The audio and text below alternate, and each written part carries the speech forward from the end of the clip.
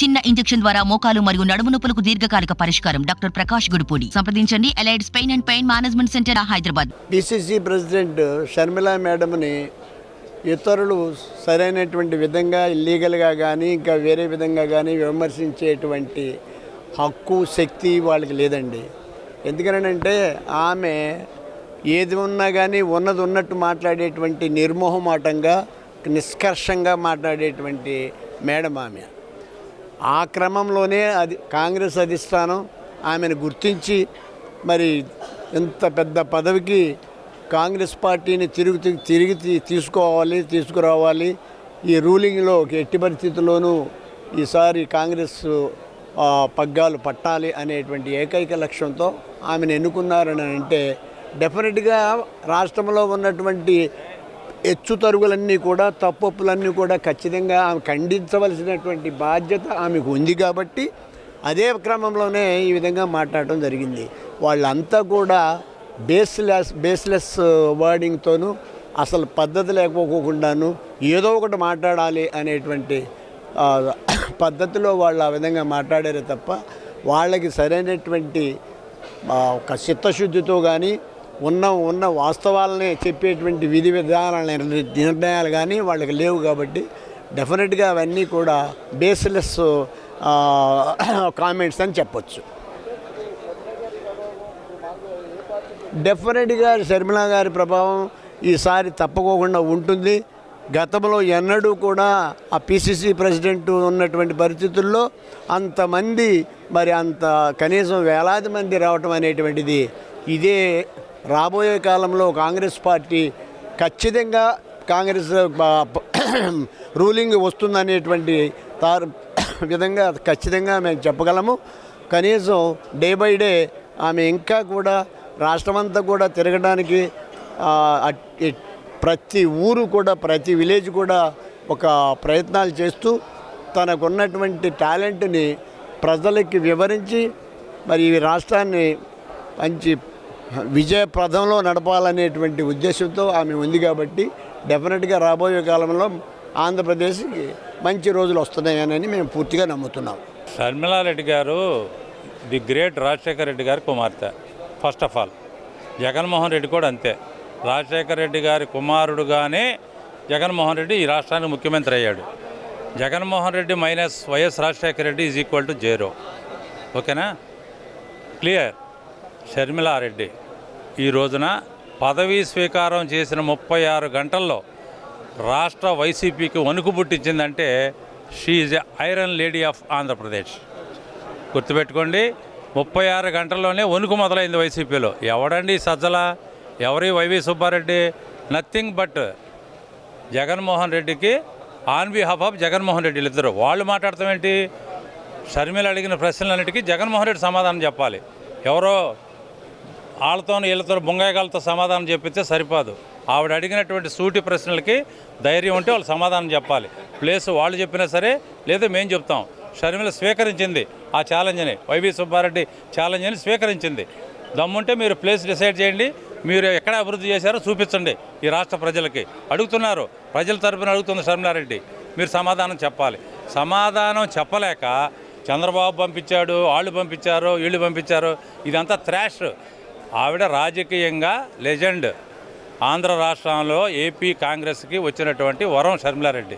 షర్మిలారెడ్డిని ఢీకొనే శక్తి ఈ రాష్ట్రంలో టీడీపీకి కానీ వైసీపీకి కానీ పవన్ కళ్యాణ్కి కానీ లేదు.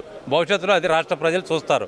తెలంగాణలో రేవంత్ రెడ్డి 3 నెలల్లో బీజేపీ వర్సెస్ టీఆర్ఎస్ ఉన్నటువంటి విషయాన్ని కాంగ్రెస్ వర్సెస్ టీఆర్ఎస్ ఎలా తీసుకొచ్చాడో రేపు ఆంధ్రప్రదేశ్లో కూడా జరిగేది అదే.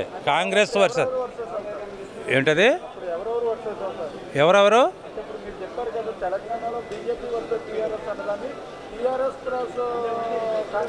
కాంగ్రెస్ వర్సెస్ బీజేపీని అంటకాగే వాళ్ళందరూ, బీజేపీని ఎవరెవరైతే అంటకాగుతున్నారో వాళ్ళందరికీ మేము శత్రువులమే. మా ప్రత్యర్థులే వాళ్ళంతా. వైసీపీ కానీ మన పవన్ కళ్యాణ్ కానీ చంద్రబాబు నాయుడు కానీ 5 సంవత్సరాలు ఆయన ఏం చేశాడు? ఈయనేం చేశాడు? ప్రత్యేక హోదా తీసుకొచ్చాడా? తెలుగుదేశం అవుతుంది ఖచ్చితంగా. ఈ ట్రిప్కి మట్టుకు వైసీపీ, నెక్స్ట్ తెలుగుదేశం అవుతుంది. రాబోయే రోజుల్లో షర్మిలారెడ్డి ఈ రాష్ట్రంలో అద్భుతాలు సాధించబోతా ఉంది. 36 గంటల్లోనే ఈ రాష్ట్రంలో ఉన్న ప్రతిపక్ష పార్టీలకి వణుకు పుట్టించినటువంటి ఐరన్ లేడీ షర్మిలారెడ్డి. ఆంధ్ర రాష్ట్ర రాజకీయాల్లో దివంగత ముఖ్యమంత్రి జనహృదయ నేత రాజశేఖర రెడ్డి గారు అమ్మాయిగా వచ్చినటువంటి షర్మిల గారి యొక్క రాకతో కాంగ్రెస్ పార్టీ ఇంకా నూతనోత్సాహాన్ని సంతరించుకుంది. ఇవాళ ఆల్రెడీ టూర్ ప్రారంభమైంది. ఇచ్చాపురం నుంచి 23వ తారీఖు మొదలు 31వ తారీఖు వరకు కూడా ఉమ్మడి 13 జిల్లాల్లో కూడా ఈ పర్యటన కొనసాగుతుంది. సమీక్షా సమావేశాలని 13 జిల్లాలకు కలిపి ఏర్పాటు చేయడం జరిగింది. దాని ద్వారా కూడా కాంగ్రెస్ పార్టీలో నూతనోత్సాహం వచ్చింది. ఇప్పుడు ఆవిడ మాట్లాడే మాటలకు అధికార పక్షమైనటువంటి యువజన శ్రామిక రైతు పార్టీ జగన్మోహన్ రెడ్డి గారి పార్టీ సమాధానం చెప్పలేకపోతున్నాడు.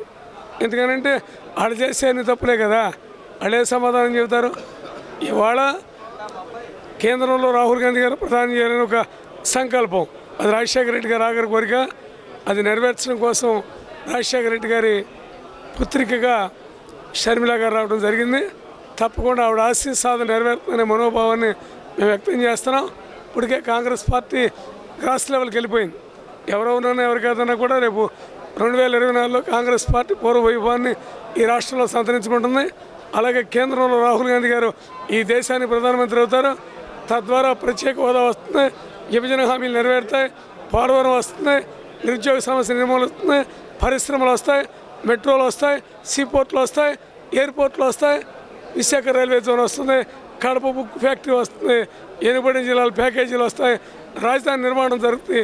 ఇవన్నీ జరగాలంటే రాహుల్ గాంధీ గారు ప్రధాని కావాలి. ఆ ఆశయ సాధన కోసం ఇవాళ ఆడ బిడ్డగా రాజశేఖర రెడ్డి గారి బిడ్డగా ఇవాళ షర్మిల గారు వచ్చారు. అదే కాదు, నిన్న మణిపూర్లో జరిగినటువంటి మానవ హోమం, ఎటువంటి అరాచరికాలు జరిగినాయి, స్త్రీల యొక్క మానవ ప్రాణాలకు రక్షణ లేనటువంటి స్థితిలో ఉంటే దట్ ఇస్ నేను క్రైస్తవుడని చెప్పేటటువంటి జగన్మోహన్ రెడ్డి గారు వెళ్ళలేదని సొంత చెల్లెలు అడిగింది ముఖ్యమంత్రి గారిని. ఇవాళ వరకు సమాధానం లేదు. ఏదో సజ్జలు మాట్లాడతాడు. సజ్జలకి ఏం తెలుసు? సలహాదారుడికి. ఆయన ఏమైనా ఎమ్మెల్యేకి ఎన్నుకున్నారా, ఎంపీకి ఎన్నుకున్నారా? ఏ లెవెల్లో మాట్లాడితే ముఖ్యమంత్రి గారు సమాధానం చెప్పాలి, లేదా ఆర్థిక మంత్రి సమాధానం చెప్పాలి, లేదా హోంమంత్రి సమాధానం చెప్పాలి. సమాధానాలు చేద్దాం. సజ్జలు ఎవరైనా నేను అడుగుతున్నా, నీకు ఓట్లేలే జనం, నువ్వెవరో తెలియదు. మరి రేపు గవర్నమెంట్ పోయి దుకాణం సర్దుకున్నారంటే సజ్జలు అంటే ఏ సజ్జలు అని అడుగుతారు. Not elected by the people. నేను ప్రజలు ఎన్నుకున్నారా నేను? అందువల్ల ఈ రాష్ట్రంలో తిరిగి కాంగ్రెస్ పార్టీ రావడం ఖాయం. దానికి పూర్వవైపు రావడం కోసం వాళ్ళ కాంగ్రెస్ శ్రేణులన్నీ కూడా కష్టపడుతున్నాయి. వాళ్ళు 175 నియోజకవర్గాల్లో మా అభ్యర్థులు నిలబడతారు. 25 పార్లమెంట్ స్థానాలు కూడా కాంగ్రెస్ పార్టీ అభ్యర్థులు నిలబడతారు, విజయాలు సాధిస్తారు. Congress party is receiving the applications for 2024 elections, and anybody who wants to fight the Congress on Congress ticket, tomorrow morning 9:30 we are starting that process, and the applications will be in the APCC office. Anybody can come and with their filled form and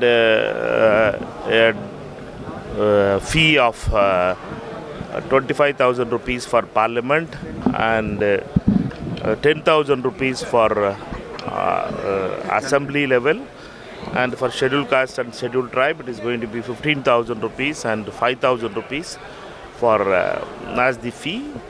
And whomever is ready to come, the Congress workers are invited to fill the forms, and the Congress party is starting the process for the elections 2024, and we are going to form the government in Andhra Pradesh, and we are very confident that this election is going to be a very critical election for the future of Andhra Pradesh. And BJP, TDP, Jagan and Pawan all have a secret understanding, and they had become, all the 25 MPs had been supporting BJP, which has betrayed Andhra Pradesh for past 10 years for the special category status, as well as Polavaram project, as well as the capital Amravati is problems. Therefore, Congress party is the only solution, can give solution to these main problems. And as Rahul Gandhi ji has promised that Congress party's first signature in Delhi will be special category status for Andhra Pradesh. మరిన్ని videos కోసం channel ని subscribe చేయండి, latest updates కోసం WhatsApp channel ని follow చేయండి, and link description లో ఉంది.